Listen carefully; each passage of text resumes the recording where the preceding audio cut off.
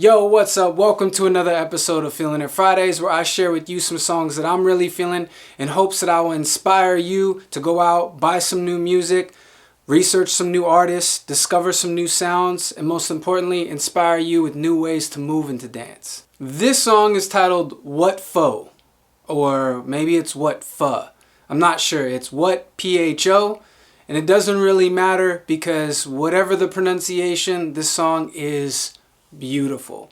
The song has been produced and recorded by Osunlade and Litz, who's an amazing flautist.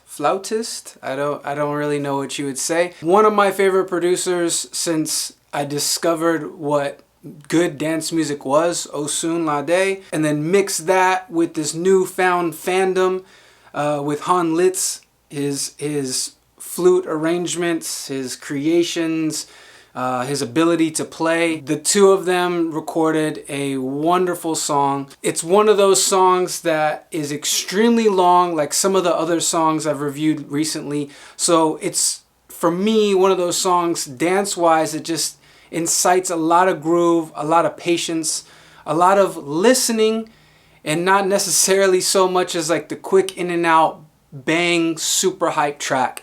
And for inspiring movement and finding where I can fit in and express myself, these are those types of songs where I have them on repeat constantly.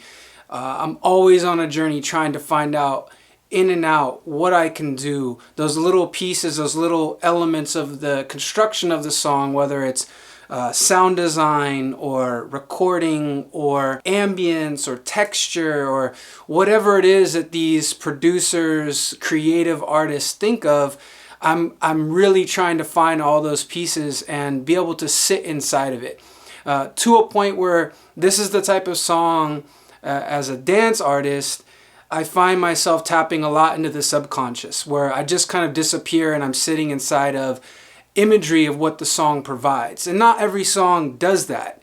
Or maybe it does, depending on the type of artist you are. But certain songs really have this way of painting a mental landscape, which I see inside of my head. And somehow, eventually, my body begins to reflect that in the form of movement, a la when I dance. Since this song is so long, and since I do love this song so much, I'm gonna try my best to try to keep this video as short as possible with my explanation. I feel like the song best lends itself, even though it's an instrumental song, very similar to the way song construction is made when you have a lead vocalist or a songwriter, where you have kind of this introductory piece, although this builds a really nice groove like you'd get with a dance track, but then goes into these pre-chorus then chorus type pieces with the flute, which have a beautiful melody, wonderful harmony, which is really interesting to do with the flute, I think. And then go into these verses, which then come back into this, I don't know if it's a pre-chorus chorus type of arrangement, but again, back with the beautiful melody, the wonderful harmony. And this is like a set structure mixed into this elongated, beautiful track, which lends itself to be dance music, but I guess also could very much just be contemporary jazz. But I don't know. I'm obviously not a huge jazz aficionado, right? So for the first few minutes of this song, you have that piano melody that's playing, and it sounds kind of, it's somewhat bright in terms of how it was recorded. So you have this piano that feels to me like as if there was a real piano in the room. The recording had an open face on maybe an upright piano or something along those lines, where there's direct access to the mechanics of those hammers hitting those strings, because there's a decent amount of texture in that to where you get a sense of, I don't know if grit is the right word, but you can really see the vibration of the hammer striking those piano strings versus just kind of hearing what the sound describes as a piano, if that makes a whole lot of sense. And then really the most important part, regardless of the sound texture of the piano, which for me is actually a huge thing, for others not so much, but the big thing is that melody, that groove, that dun dun dun dun dun dun dun dun dun dun dun dun dun. That alone incites so much shoulder bob from me that I mean, this track could have had nothing else going on but probably a nice backing groove with a shaker and a kick drum, maybe some syncopated snaps or claps or something, and I would have been grooving for probably 11 minutes anyways. And I have a feeling that Osunlade and Han both knew that right out the gate. And yeah, that's actually what happens for the first few minutes. This melody takes you on a groove, the backing rhythms with a pretty bright shake. So a shake that's really in the foreground, which adds a lot of energy into any empty space that may have already been there, along with these great syncopated kind of higher pieces of percussion, which are kind of like clacks or snaps of some kind of recording or sample. And it just creates for a really swingy, but grooving vibe right off the top. Mixing that in with where the song has this happy feeling because of the melody and the groove and that bright shaker. You then add in the sense of sunshine, and again, this is me internalizing and visualizing. The sunshine where you have this tropical kind of like birds, or I don't know if it's morning birds or, you know, oceanside, tropical island style flying wildlife chirping and talking in the background, and I feel like I'm in the sun in a tropical place, grooving it out, having a good time. And it's noticeable that some of those lower frequencies that you would get with like heavy, darker, deep club music are just not there. I don't know if that was intentional, but it feels brighter, it feels more alive, it feels like there could be, even though there's not, a drummer that's there present in front of you, which again gives me that kind of feeling like I'm listening to like an island band grooving out in the sunshine. Although the song doesn't necessarily represent that for me, it's a great visual picture that I see in my head.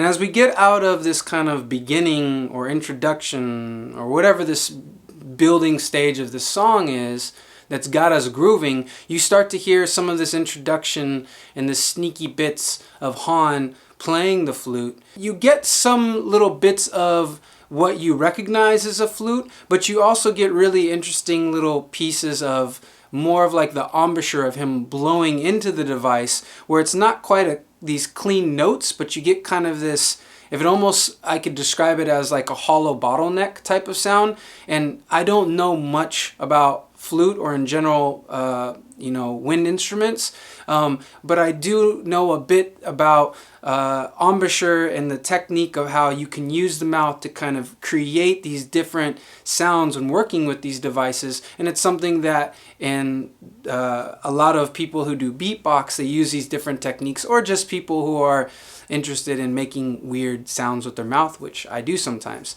So you get a sense of this, and it's kind of like previewing or sneaking you in, and it's so subtle, and it kind of warms you up into what I guess ultimately turns into an initial verse of Han kind of flowing and creating this wonderful melody that has these notes that ascend, and then they kind of tailor off with these nice breaks in between. And to me, a lot of the note choices sound like a bird. It kind of adds to this, like almost this visual picture of this bird kind of like going on this journey, flying from treetop to treetop.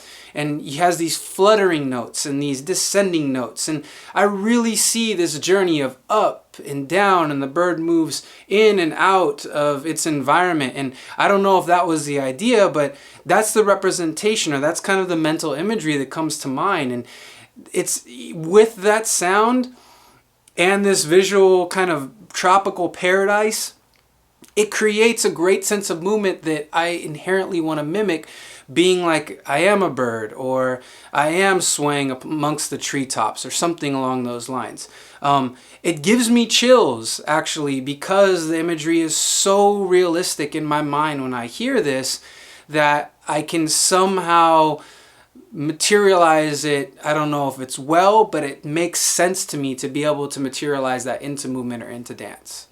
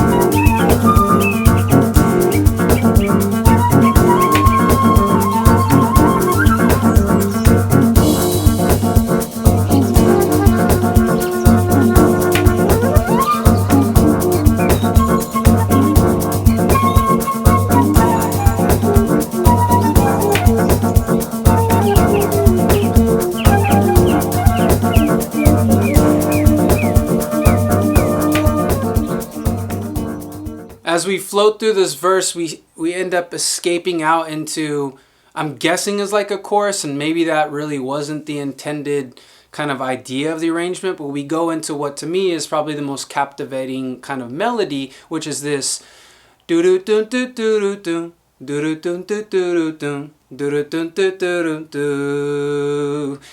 And that is that melody, because it has this repeating cycle, and because it ends up kind of being played off of into the next segment of the song, you also are given this secondary accompaniment of another note choice, which ends up being basically a harmony with that melody. And again, something that I know in a lot of styles of music isn't necessarily like all that crazy or all that mind-bending in terms of musical accompaniment. But for this song, because of the simplicity and because of the story that the flute's telling me, that harmony really makes me back off from kind of me being on this lonely journey in my movement, and I start to identify back with the track, and I'm no longer floating on top, but I'm back in the sense of the groove, and it's something that really grounds me to the rest of the song, the percussion, back into that piano melodic line that was going, and I feel like I'm back on planet Earth for just a second while I'm still enjoying the sunshine and the happiness of the entire landscape of the song.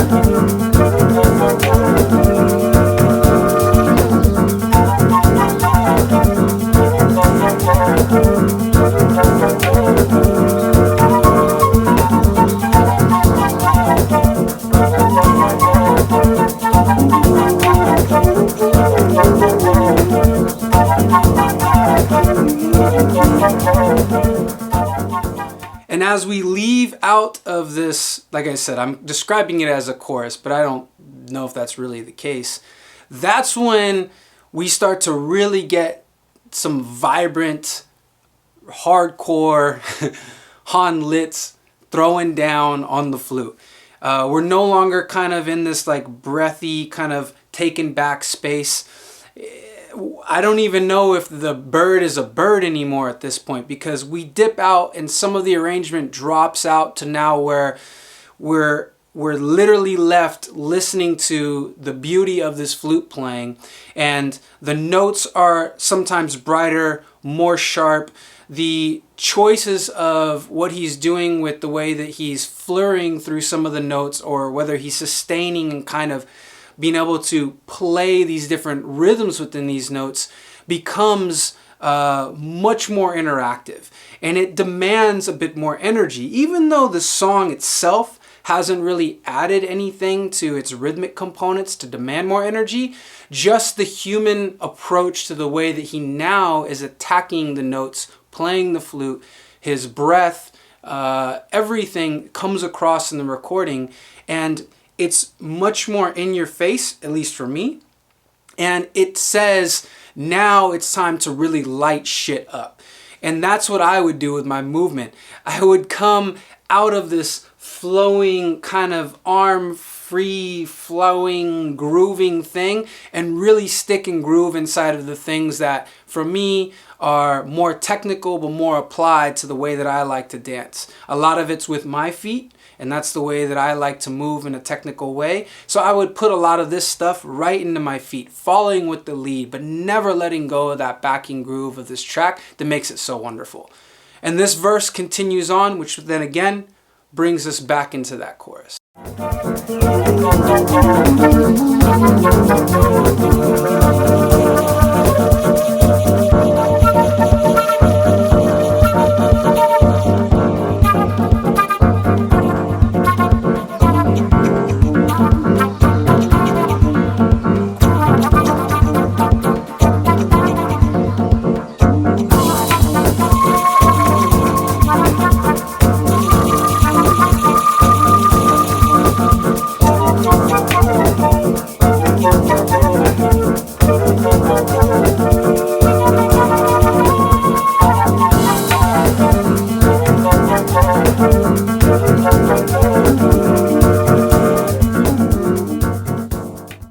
And without over describing each piece, and you'll notice that I didn't do a great job of picking apart all of the percussion, and I was more focused on kind of the story being told, or kind of more of the arrangement. I think it's important that I speak a little bit more to that, because that's what that song means to me in terms of dance inspiration. It isn't that I don't like everything, but there are those things that obviously I'm hearing critically and are helping create like this journey for my dance. And I think that each individual is going to latch on to certain things when they hear a song like this, but this is one of those, pieces where it really does describe a whole visual picture for me, which a lot of songs don't necessarily do that. Sounds describe movement sometimes as the way that I get a visual representation in my head. And hopefully somehow as a dance artist, I can reflect that in my movement while still maintaining the essence and the groove of the song. This song does such a good job of gluing the groove and the essence of feeling of the song together with its rhythmic components that it always becomes, for me, a subconscious thought. So the conscious and kind of imagery that comes to mind really does lend itself to the flute, those verses, the chorus that then comes back in later, which then dips back out, and we go back into that groove. And it's elongated. It's a long story. It's like I'm reading the Jungle Book or something. Like I get this whole story that's going on from beginning to end. And while some folks, I think, would want something much more definitive, much more clear-cut, I don't think the song needs that type of approach. I think this song, because of that subconscious groove and because the beauty of that flute arrangement, the harmonies that come in, the accompaniment of playing kind of these ad-libbed pieces behind sometimes what I would consider a chorus or sometimes a pre-chorus, it gives so much to a story that I can always be in motion and always be reflecting on this groove, while continuing to vibe and continuing to flow and show what's going on with that flute without hesitation. So I mean, really to conclude things, I repeated myself a lot, and I think this song speaks for itself, and I'll do my best at trying to highlight these pieces, but with a song that is so long, with so much happening with a lead instrumentalist like Litz playing on this, it's really hard to dissect piece by piece when the song wasn't obviously made in a very piece by piece manner. To me, it feels like groove was built, instrumentalist came in and just wrecked shop.